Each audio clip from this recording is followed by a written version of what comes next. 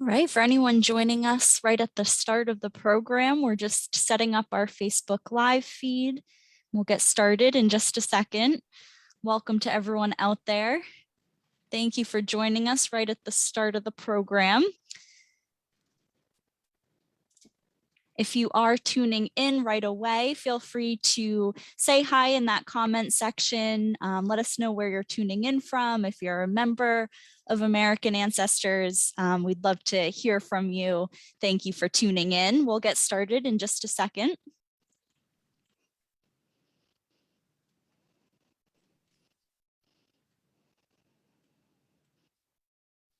All right, I see we have a few folks out there, so we will get started right at 3 o'clock. Welcome, everyone. Thank you for tuning in. Welcome to our most recent installment of Facebook Live. In today's presentation, we'll be discussing the Hebrew Immigrant Aid Society Boston Port Records, also known as HIAS Boston. So some of these are found on AmericanAncestors.org and through the Wyner Family Jewish Heritage Center here at NEHGS. My name is Trisha Labby. I'm an events manager here at American Ancestors, and I work mainly behind the scenes on the logistics of many of our programs, but I'll be moderating today's event. For anyone joining for the first time, American Ancestors and NEHGS is a nonprofit organization supported by our members and donors, like many of you in the audience today. We provide resources and expertise in nearly all aspects of family history, and we're really pleased to offer such virtual programming for our members and friends around the world. So thank you again for tuning in.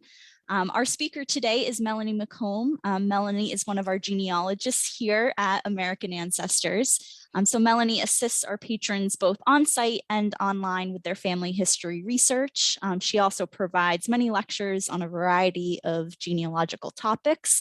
Melanie holds a Bachelor of Science degree from the State University of New York at Oswego, and some of her areas of research interest include Connecticut, Massachusetts, New York, New Jersey, Kansas, Prince Edward Island, Quebec, and Ireland. She's also really experienced in DNA, genealogical technology and social media, military records, and of course, Jewish genealogy, which will be a big focus today. So Melanie will lead our demonstration on how to use the Hebrew Immigrant Aid Society Boston Port Records. After the presentation, though, we will have time for questions from the audience. So as she's presenting, be thinking of any questions. You can type those into the comment section on Facebook. We'll get to as many as we can after she goes through her demo. I'll also be placing a variety of links to different resources and records that Melanie mentions in that same comment section for your convenience. So hopefully that'll be easy for you to go off afterwards on your way and into your research. We hope this will motivate you to explore and use this collection more. Before I pass it over to Melanie, I have a couple quick reminders. This presentation will be recorded and can be found both on our Facebook page and on our YouTube page following the broadcast.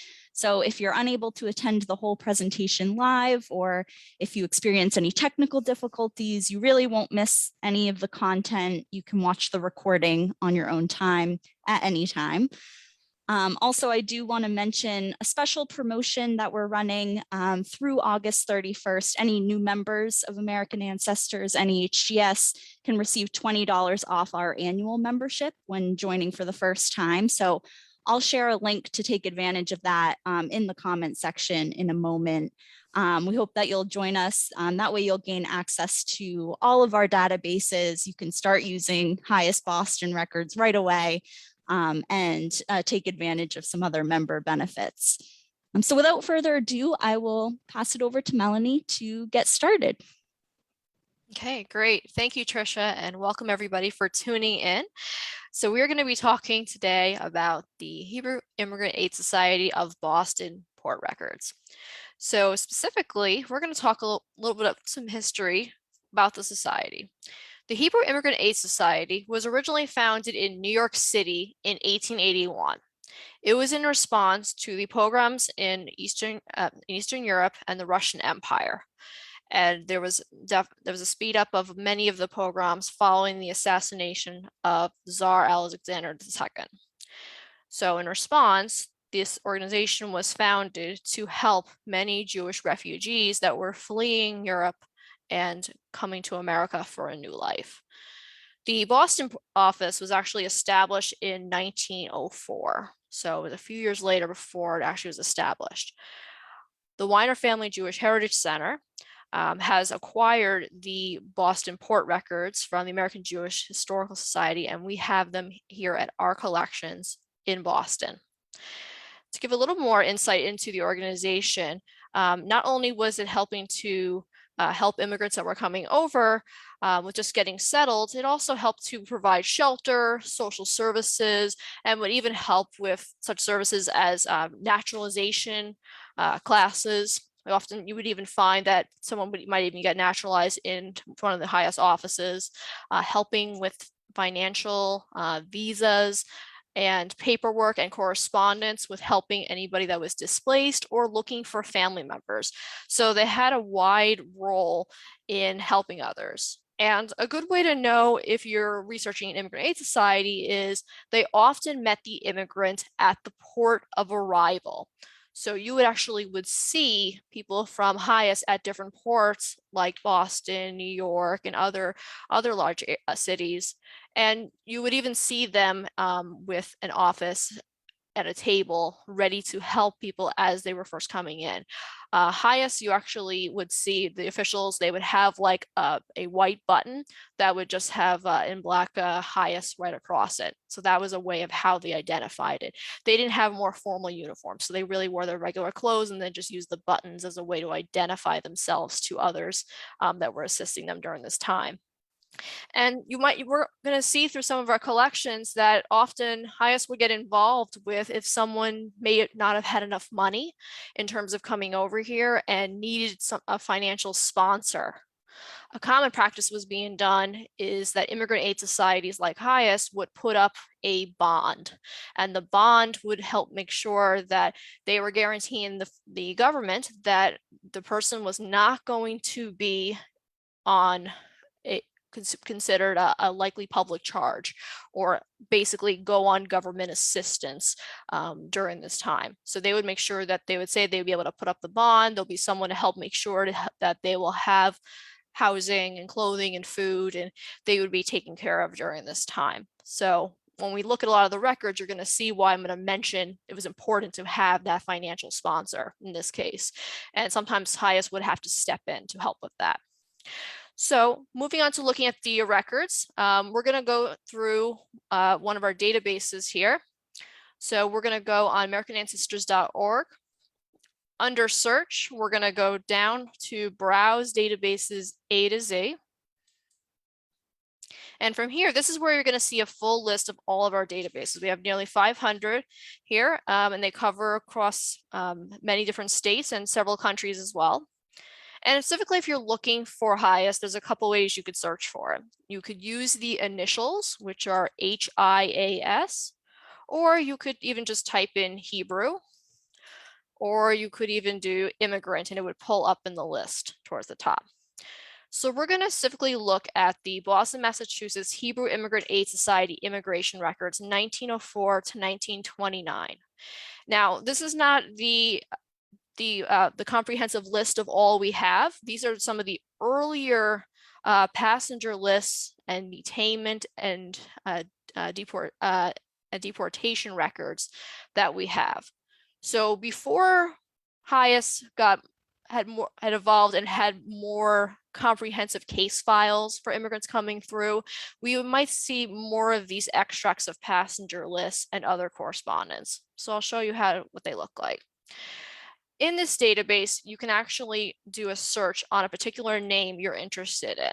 So you can put in their name if you have a particular year you wanted to focus in on, and the type of record. So the records are going to focus on things like their birth, their death, deportation, detention, immigration, and residence, etc. On the right-hand side is where you can see the various volumes that are coming from our HIAS of Boston collection. So as you'll see in this drop down, we have several different ones that note passenger lists, lists of arrivals, correspondence, and as I mentioned, the immigrants detained and deported. So we're going to go through a few of these right now. We'll first start off with the list of arrivals 1914.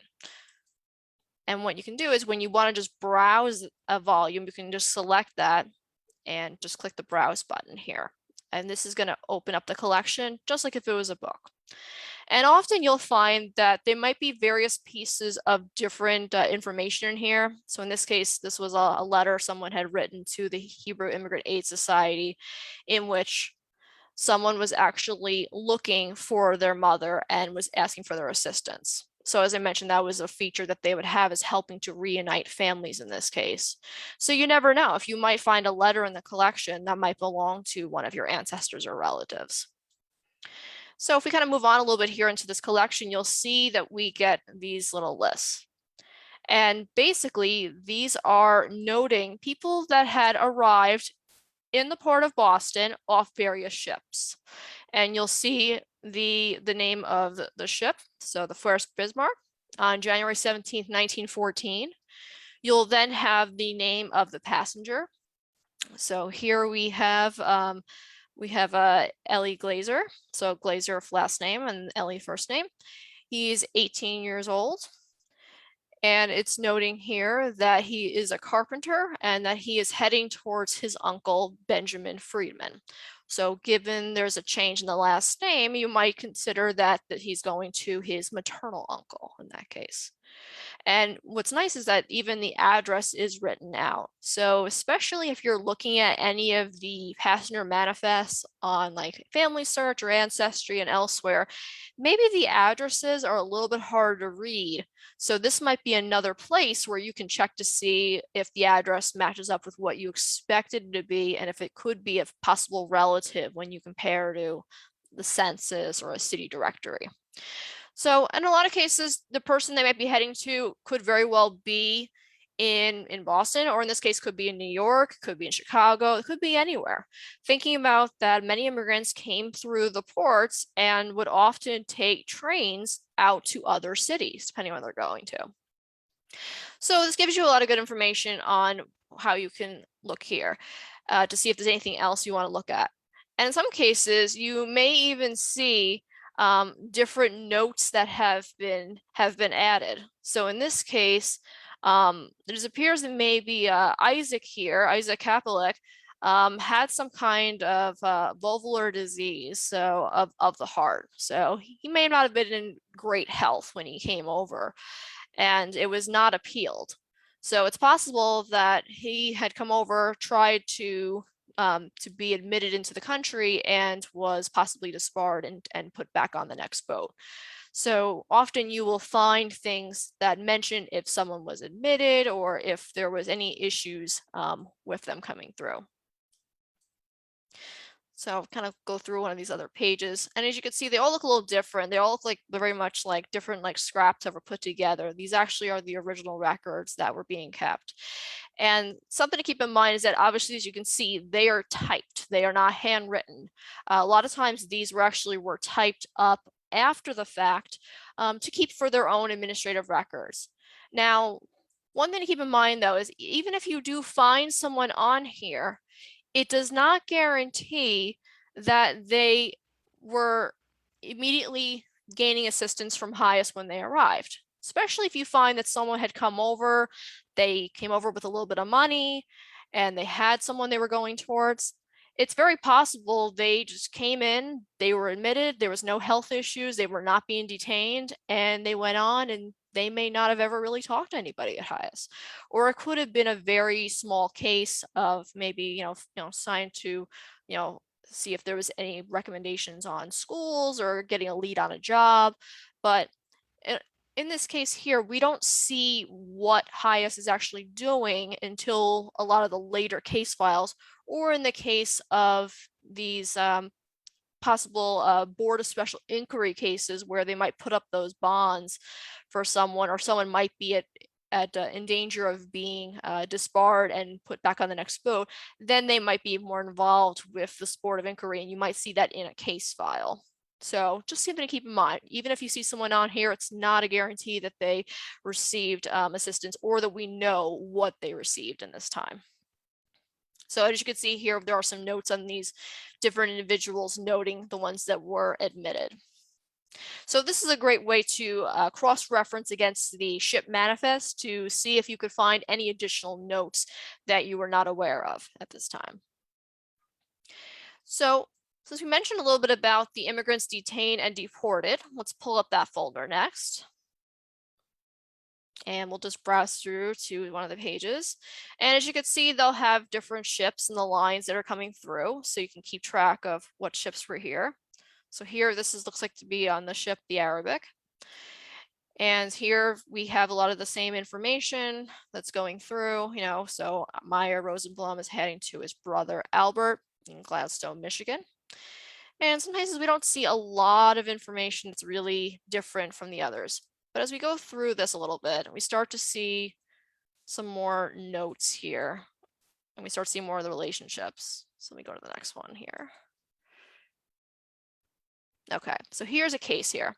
So here is a family that's coming through. So Ephraim Aminsky is coming over, looks like with his wife and 3 children. And we see here that they were deported with the Saxonia on May 29th, 1906. And they had arrived previously on May 11th, 1906. So there was clearly a case of why they were being deported, in this case, to see what the issue was. So in a lot of cases, you'll see the issue is, money or health. So you'd want to take a look and see if there's any other details on the arrival cards or if there's anything on the manifest that would help give a little more insight into why they were not coming over. They might have possibly thought that, if Ephraim was, maybe they thought he was a little too old for work or something was, not in good health, which is often the case. So you could looking at these notes, you can get a little more insight into what was going on. And this can also be another way if you think about someone may have came over, check the deportation records to see if maybe they made an attempt and then they went back. That could explain why you're not seeing them really changing much in the records from the old country. Okay. So in other ones here, you'll see some of these different codes here. So it does take a little bit of deciphering. So like LPC is likely public charge that you see. Or in this case, maybe there's a case of a quarantine. This person here was actually, Harris Djokovic was actually at the eye and ear hospital. So he possibly had some kind of infection or something that he got caught with when he was coming through, and the officials noted that he got pulled out of the line for that.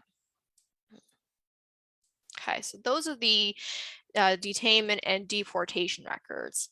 And then we can even go into some of the others like the correspondence regarding the arrivals. So these are in 1916. So here you'll see some of these type lists. And as another piece of history is when HIAS was being formed, there actually was in New York City a shelter that was actually being used. So the immigrants could come through and actually be sheltered. So you often see the name of the organization is the Hebrew Sheltering and Immigrant Aid Society before they changed their name. So here's a case here where he's trying to locate someone. So who's supposed to live at 19 Auburn Street and send them up on an office. So again, using that connection of connecting with the other chapters to help locate individuals here. So, and here's a reply back saying that the above name, Baruchnik, now lives at 99 Winthrop Street in Roxbury, Mass. Please send him his brother's correct address and make sure he will send him funds. So in some ways, HIAS would basically be a go-between if needed, especially if you had family members that were in different cities. Okay. So that kind of covers this database we have here. And something I should note here as well is that this actually is a free database. So when you go back on the database list, A to Z, if you go to only free databases, you'll see that this is included. So you just need to create a guest account if you want to search this collection. And it's a highly valuable way to do research to find out more about immigrants. Now, if you wanted to find out more about some of the later arrivals, we want to turn to our digital library and archives next. So on our digital library and archives, we have a landing page for our Boston Port Records, and it talks a little bit about what the collection's here. So this collection has records, and we have records that are through the 1970s. That's when the office had actually dissolved in Boston at this time. But HIAS is still a very active organization in Maryland, by the way. And if you wanted to see what materials we have in our particular collection, you can go to our finding aid here, which is on the landing page. And we pull this up, it'll actually talk more about some of our collection. So as we mentioned here, we have some of those ship arrivals and passenger lists, which is coming off of series 2.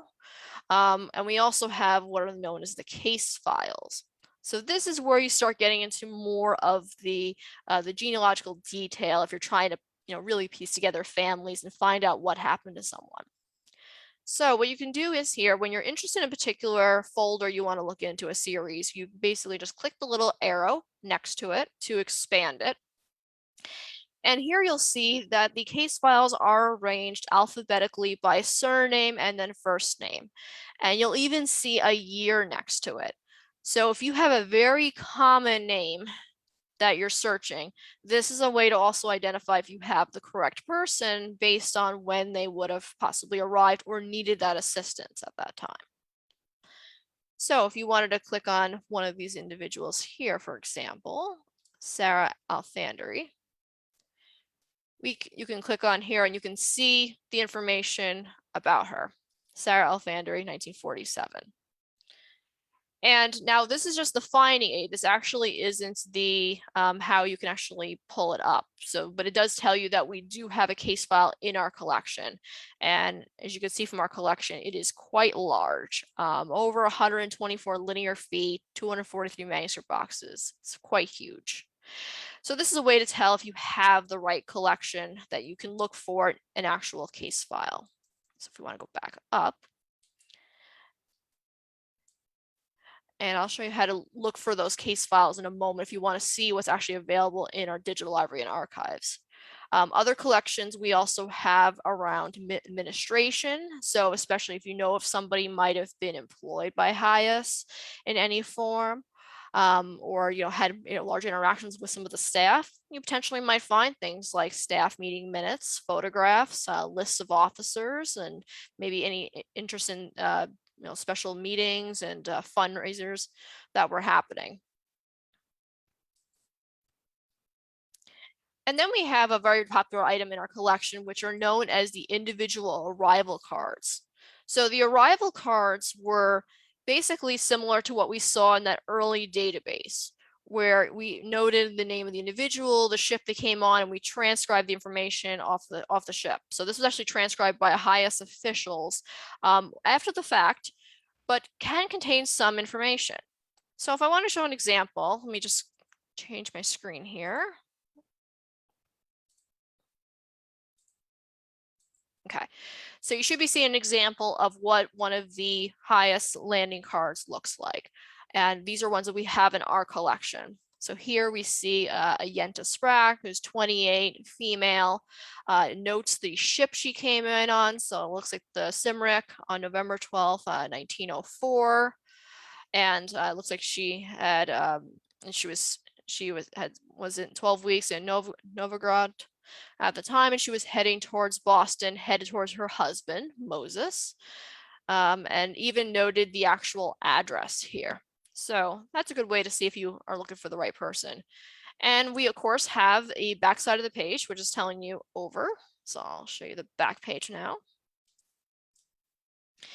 And here you get a little more information about what happened to her. Well, she was actually detained until her husband appeared, and it noted actually a slightly different address here. So, Morris Brock, and it looks like he was a marble worker, and even noted where he was working at the corner off of Portland and Chardon Streets for Aaron Carr, and even noted how much he was making at the time. And there was a hearing apparently that was occurring here before she could be released. that she had to go through a board of special inquiry hearing regarding it. So they may have had some maybe concerns, maybe there was some issue that she got detained, usually probably for a health reason. Okay, let's go back to share my screen here. So as you can see, there's quite a bit of information on there. And if you know how to search for those cards, it can give you quite a bit of detail on them to see what happened. And I'll show you how to search for those in a few minutes. Okay. So that gives a bit of an overview of what our finding aid looks like for our Hebrew Immigrant Aid Society of Boston Port Records. So now if we wanted to get actually into a case file, we're actually going to go back into the digital library and archives on our website. And if we go down here, we can actually go and browse the collection.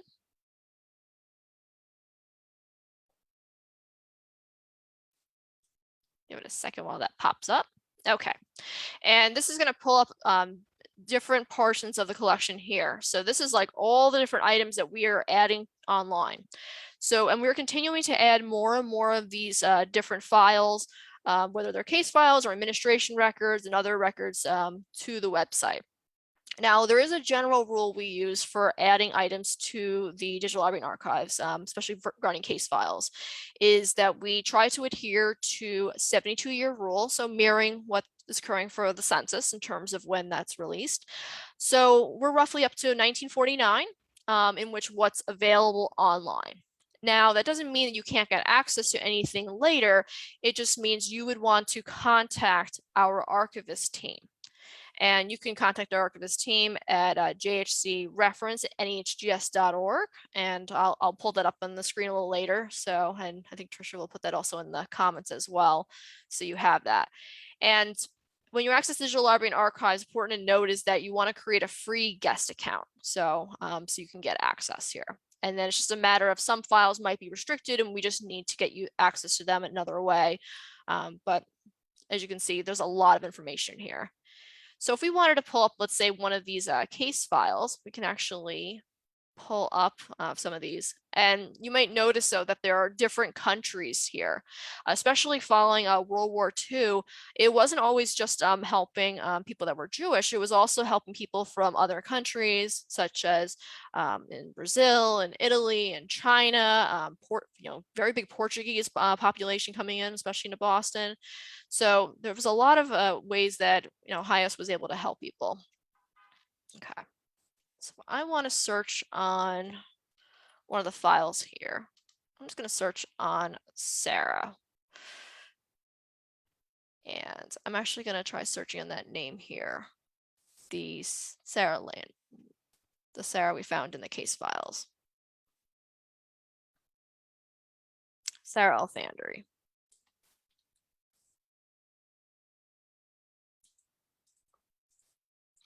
Okay. So we can actually try searching on someone's name here. And in this case here, all I just did was copy and paste her last name and first name from that finding aid. And I can see there actually is a case file here. So as you can see, I can actually click in. So it looks like there might have been a couple different versions of it. So I'm going to click on the second one here. And this is actually pulling up what her file looks like, though. So here regarding Sarah Alfandry, and it looks like it's care of in Egypt.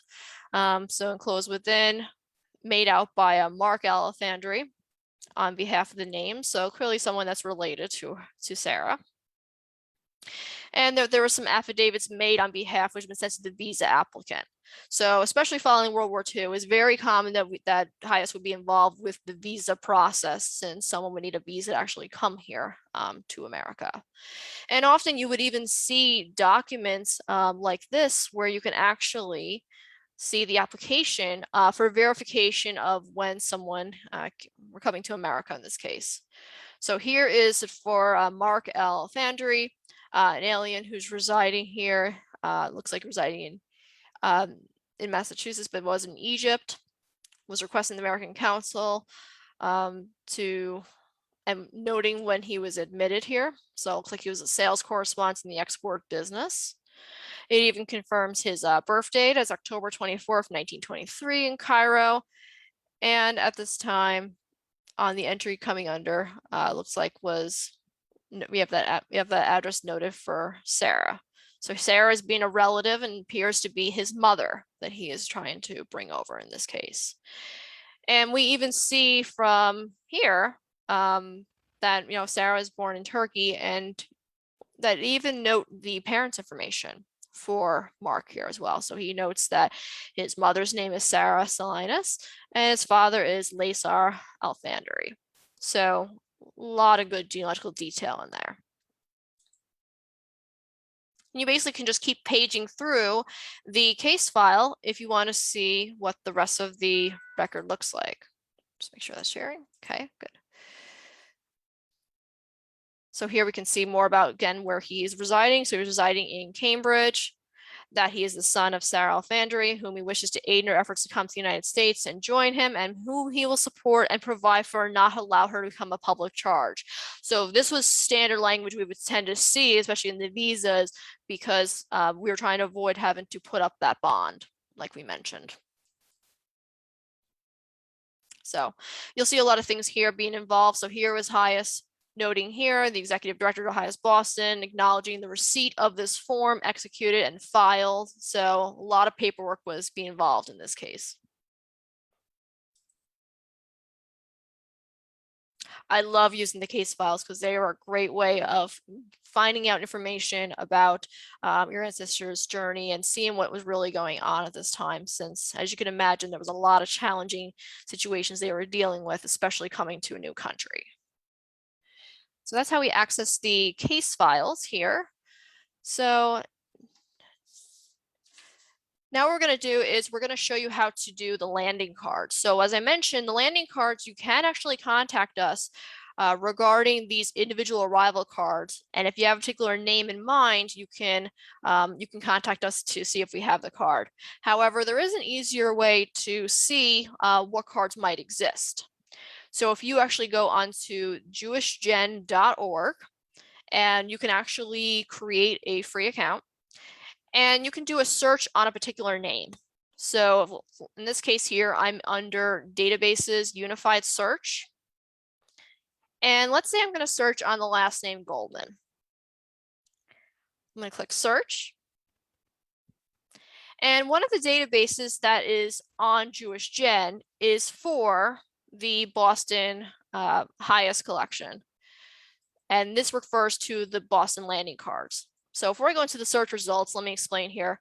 So this was actually compiled by David Rosen of the Jewish Genealogical Society of Greater Boston, who we partner with on a lot of different projects. And he had actually helped create this index on JewishGen, so you can actually see if someone has a landing card that's in our collection that you can look for it on Family Search. And Family Search actually has the landing cards also microfilmed, and they are available to view at home. So in this case, if I go back to my search on Goldman, if I wanted to see how many Goldmans came through Boston HIAS, I can actually look at this search result here. So in this case, I have 116 records. And we're going to look at the top entry here. So here we have a Baruch Barbel, who looks like he's heading towards his son, Sam Goldman, 381 Harrison Avenue in Boston. And he's also accompanied by a Ginendale, age 18, so likely a younger child coming over as well with them. And they arrived on the Franconia on July 29th, 1914. So this actually is referring to on the right now this is the Family Search, the FHL microfilm number. And what's great about it is that you can actually click on it because it gives you a link right to the Family Search collection. So while there is a sequence number, I'll show you a little bit easier way to do it, because this actually is a way to kind of show you roughly how far in the microfilm to go. There's a little bit easier way to go. So I'm going to log in here to Family Search. And generally, they're in alphabetical order by last name. So I'm starting off with the A's, so I need to go all the way to Barbell. So I'm going to update my record count image in here to navigate over to Barbell. Go a little more.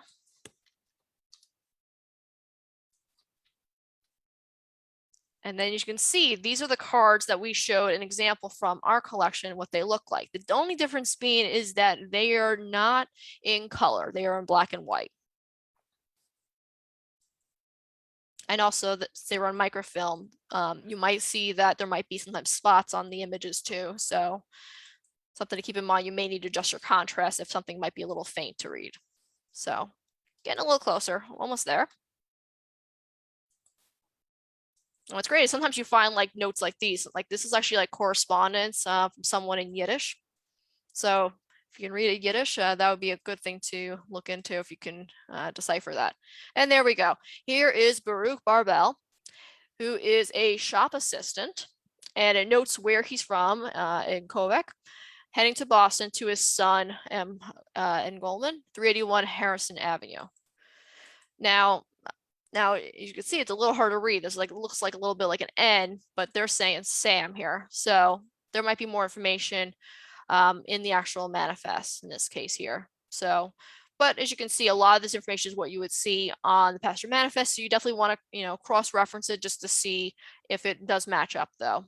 And it notes looks like he was bringing over about $16. And we also want to always check the back, see if there's anything else in the back that would be important to note. And in this case, no, it was just the other entry for, looks like possibly the other son, Ganondel, who was also a shop assistant. So as you can see, they don't list the first name here because they actually were traveling together. So he was accompanied by him. So you'd want to make sure you want to look at both of those rows on the pastor manifest. So, and as you can see, sometimes they look a little bit different. Some of the cards where they have slightly different formats depending on the time period, and each of the ports also have different records.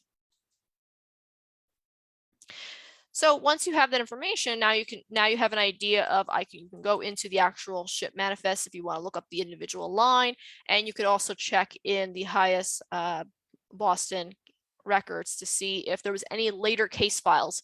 Keep in mind that even though someone may not have needed assistance when they first came in, especially when HIAS started helping out with naturalization records and visas later on for other family members, there could be additional records.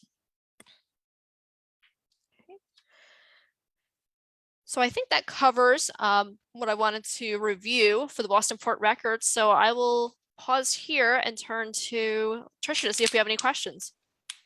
Great, thank you, Melanie. That was a great overview. I want to remind folks out there, especially if you came in partway through, that you can put any questions in the comment section on Facebook, and I can feed those to Melanie. We haven't gotten any from the audience, but I have a few. This is a new collection for me. I feel like I learned a lot. I know that our members are tuning in from across the country, so I wanted to see what you know about maybe where you can find New York HIAS records. So obviously this collection, we focused on the Boston port, but there are, many other collections out there. Yes, and great question. That was something I was anticipating that we might get questions about. So you're right. We only are focusing on Boston in our collections, but there are different chapters of records you can get. So yes, the most popular ones are going to be for like New York, Philadelphia, and Baltimore. There were even records, I think, for Cleveland. I saw there was, several different chapters all across the United States. So, for example, if we wanted to look at a particular collection for New York, let me pull up here. Okay, we have the Center for Jewish History is where the American Jewish Historical Society is based, and they have the New York Port Immigrant Aid Society records for the society. And this is actually what the finding aid looks like. So I'll ask Tricia if she can drop that in the comments here. And as you can see, they have their own reference email that you can contact to find out more information, to see what they have in their collection. And I know that in talking with one of their archivists a few months ago, they are actually in the process of scanning those landing cards, those arrival cards. So we hope that eventually maybe there'll be more of an index or something online similar to what we have for Family Search, or at least a way to see who's actually in there. I know I'm very much, waiting to test out some of my family members, see if they're already in there as well. But at least you can go onto their collection and see in the finding aid what they have available. So they have a lot of things around the executive records, different programming and operations. They are the largest HIAS chapter is in New York because so many people did come through there. But yeah, definitely reach out to them if you're interested in finding out more on New York. They also have a database as well where you can actually search for arrival records that are coming in from 1955 all the way through 2016. So they have two different searches you can do here. The searches for 1955, 1980, you do get a little bit of a card. So let's say I wanted to search on a name here.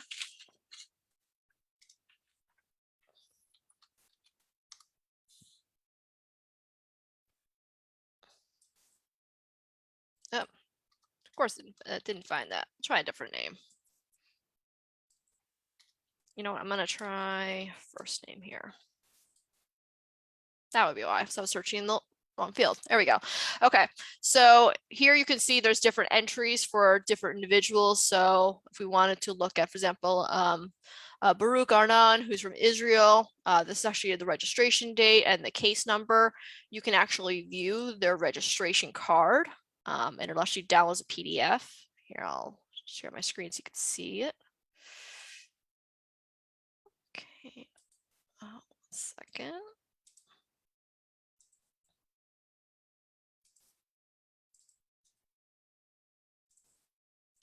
It's not quite liking that today, but basically what's happening is that it's actually going to give you a full report that's going to look very much like the arrival cards, so you can actually see what they look like, and they actually give quite a bit of detail on them. Now for the later ones in the HIAS database search, these are 1980 2016, they do not give you an arrival card, but they do give you at least the first and last name and the case number, maybe the birth country. So, and then you'd have to contact them to find out more. Keep in mind, there are probably going to be some restrictions given how close in years that there could be living people involved in this case. Now that's for New York. Now for records like Baltimore, the Jewish Museum of Maryland has a family history resources page. And they actually do house the arrival cards. And they have a note here that access is restricted to families only. So if you do find you're related to a family, you'd have to reach out to them to see if they will give you access or do a lookup for you in this case. And they have their email address down here at familyhistory@jewishmuseummd.org. And in general, another place you can look at for on family search is also Philadelphia. Philadelphia has a number of their HIAS collections already been microfilmed and online. So you can see that they have the different landing verification cards. They have naturalization cards, different card files of the detainments. So a lot of good information. And if you click into one of these, for example, you'll see that many of them are going to be at the Philadelphia Jewish Archive Center at the Balk Institute. I believe there actually is another organization in Philadelphia that also houses other records. So always good to look at the description in Family Search to see who the repository is. And in many cases, you'll see the camera icon is there, so you can actually browse the records. And once you're in here, then you start to see these cards. And as you can see, they look fairly close to what we saw before. Okay. Great. It's great to see all of those examples. And, like you said, so many immigrants came through New York. I know we have a lot of members with ancestors in that area. So that one was especially great to see. But think about, all the different ports, like Melanie mentioned, there are so many different chapters of HIAS out there, and it might be based on, where, your ancestor came in or was living. So kind of going off of that, Melanie, I know you covered a great intro at the beginning of the talk, but for anyone just joining us, could you maybe give some tips on how do people find out if their ancestor would be in these records? If someone's just starting out, what do you feel like they need to know to really get started? Should they have ancestor name and know where they came in from, or how would you navigate that? Sure. Yes, and I think that's a great question. I think that what I would recommend first doing is, if possible, see if there is a naturalization petition or declaration of intention, because that at least will place where and when they arrived in the country. Because then you can see, well, do the years match up with, would HIAS have existed at that time? Would they have had an office at that port? And then that gives you an idea, because if you know where and when they came in, depending on when they did, if they came especially after like 1906, when we start to really see the federal government take over a lot of the naturalization process and the forms more standardized, you will probably see the ship's name, you'll see the approximate arrival time, because then you can start to go to look at things like the manifest. The ship manifest will give you a couple different clues. One, it will tell you obviously where they're coming from, who they're heading to. So now you have that arrival contact, you have that address, you see how much money they're coming with. So especially if they're coming with very little money, that's going to give you probably a red flag that they probably were going to need possibly some assistance, especially if the arrival contact was, maybe not a confirmed relative, or if it was more of like a train station address. Always good to Google those addresses. You never know who they were, because a lot of times they may have not have known like a family member's address, and they kind of did the best they could, or they put an address somewhere else or an organization. In some cases, we find that, especially in later years for HIAS, they actually might have even listed maybe their offices. They were going to head right to an official there to stay with one of the shelters. Also, looking at the manifest itself, see if there is any codes there. Do you see that LPC, likely public charge, and a note saying that they were detained? Well, that's a good reason why they might be in the detainment records. You also have even seen cases where on the passenger manifest, it may even say HIAS. So that's a good indication if someone's getting assistance, if they list the organization, if they list HIAS or any other immigrant aid, telling you that they got involved somehow. So I think it's really important to get some context about where and when someone came over and see what their financial situation was like, because that'll give you a good idea of what might be involved. And then what's great about a lot of these databases we've been adding on, it doesn't hurt to look, because once you have an idea, you can at least put that name in. You have enough information maybe off a census record. It can't hurt to look. And especially in a lot of cases, you're seeing families coming over together in groups. It makes it a little bit easier to spot. So especially if a lot of people came over at once, take a look and see if you could find some of those different kids and see if they come up more easily in that search, because you'll never know if you don't try. But yes, I do think that in some degrees, if you can get some context, great. If not, put in a search and try different surname variants. Especially keeping in mind, especially if you don't have that naturalization petition or other records, you may not have known what their original name was, which they changed. We'll do the standard disclaimer. No names were changed at the port of arrivals, whether it was Ellis Island or anywhere else. Immigrants changed it themselves. They were trying to Americanize themselves in this case. And so if you don't know that original name, that's a big reason why you're probably not finding them in the passenger lists and the other records. So as you can see here, a lot of these records here are going to list that, usually that original name, but sometimes you will see the Americanized name later, especially if someone's established. So make sure you're trying a couple different combinations first. So many great tips there, Melanie. You can tell that you've really delved deep in these records. You've seen a lot of different examples of different information, locations, things like that. I think that's really helpful for folks out there to hear as they're maybe getting introduced to this collection for the first time. So as Melanie mentioned, I've put a ton of resources and links to everything she's gone through in the comments. Thank you, Tricia. And she gave you some tips on getting started. Melanie, I know we talked briefly about a couple guides that you might be able to show and point people to as a Yes. resource as they're doing their research. Maybe show that as well. Yes. So on AmericanAncestors.org, we are always looking for different ways on how to help you with your genealogy. And that includes creating these expert subject guides. So at the top of your screen on American Ancestors, if you go to Learn Expert Subject Guides, you'll see a variety of different topics. There also is a great guide that was put together by Stephanie Call, our Associate Director of the Wyner Family Jewish Heritage Center, and she talks all about using the various collections of the Wyner Family Jewish Heritage Center, including HIAS as well as other records, whether they could be synagogue records, business records, family papers. So you have to get all the finding aids in one place. And as you can see, you can even get in those quick links if you wanted to look at some of those records for HIAS that we talked about today. So if you need a one-stop shop, this is a great guide you definitely want to download and have handy. And it also includes this reference email, which we mentioned earlier. So when you need the assistance of the Wyner Family Jewish Heritage Center archivist, contact JHC reference at NEHGS.org, and they'll be happy to assist you with any of your needs, whether you need to create a free account or you're just trying to use their collections and trying to find someone. Great, thank you for showing that. I know there's also a guide on reconnecting relatives. I don't know if you want to pull that up as well.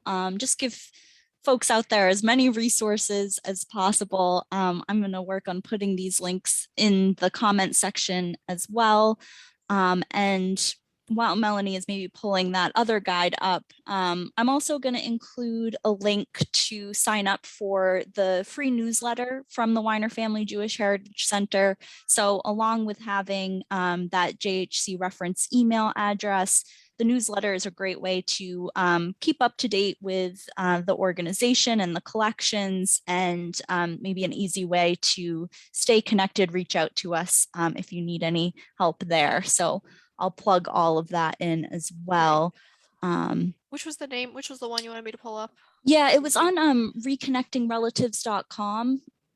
Oh, yes. Oh, yes. I'm sorry. Yes. Yeah. I'm sorry. So not on our website, but yes. So not on our website though, but I found this really wonderful webpage that was put together by genealogist Jennifer Shore. So I'm giving her full credit that she put together.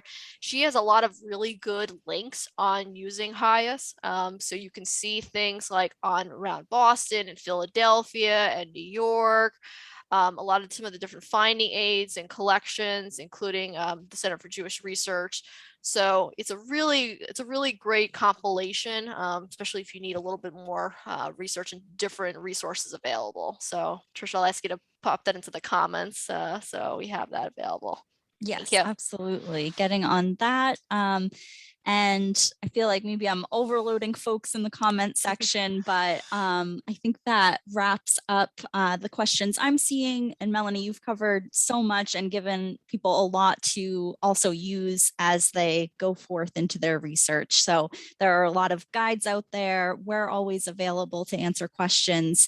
You will have the full recording of this session on our Facebook page and YouTube page. So a lot of ways to get started with this really valuable collection. Thank you, Melanie, for taking us through such a thorough demo of where to find not just the Boston Port Records, but you've also pointed people in other directions for different areas.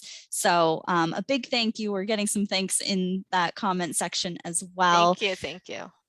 So I want to thank everyone out there for tuning in, especially on this Friday afternoon in the summer. We're so happy to be able to connect with everyone this way virtually. I do want to plug that our next Facebook Live event will be with Vice President of Digital Strategy and Communications, Claire Vale, who will demonstrate how to navigate our newly launched AmericanAncestors.org. So that is planned for sometime in October based on the launch date of our new website, something to look forward to. And there'll be a lot of great new features, and we'll help you walk through searching and all the different functionalities of navigating that site. We're really excited to update everything for so many of our members who especially are all remote and virtual with us accessing our collections. So for that, again, mark October on your calendar and watch our Facebook page for more details on the date and time for that as it becomes available. But I look forward to seeing you back here for that. Before you leave the event today, please leave any additional feedback in that comment section. It's really helpful as we continue to plan our virtual programming. A reminder that any new members to American Ancestors NEHGS can receive $20 off of our membership if you join before August 31st. So today was a highly focused demo on, one of our unique collections. As Melanie mentioned, that database on American Ancestors is free, but there's so many more resources that are unlocked when you become a member, as well as discounts and other benefits. So I hope that you consider joining this month with that discount. Finally, we are excited to be planning a couple of in-person events for the fall as of right now. Our fall research getaway, one of our mainstay programs at American Ancestors Research Center here in Boston, is a wonderful way for participants to get 3 days of really focused time to research in our physical collections in our library, meet one-on-one with our genealogists in consultations, and listen to lectures and learn with us. So we hope that you'll consider joining us for that October 21st to 23rd this year in Boston. We're really looking forward to welcoming both new and returning members back to our building after a long hiatus of being able to do those programs. If you'd like to access information about that program or others, along with resources, content downloads, please visit our Brew Family Learning Center online at americanancestors.org/education. A big thank you again to Melanie as she's, walking me through those URLs on screen. Thank you. And thank you again for tuning in. I hope you all have a wonderful rest of your day, a great weekend, and I hope to see you online for another program in the future. Goodbye for now.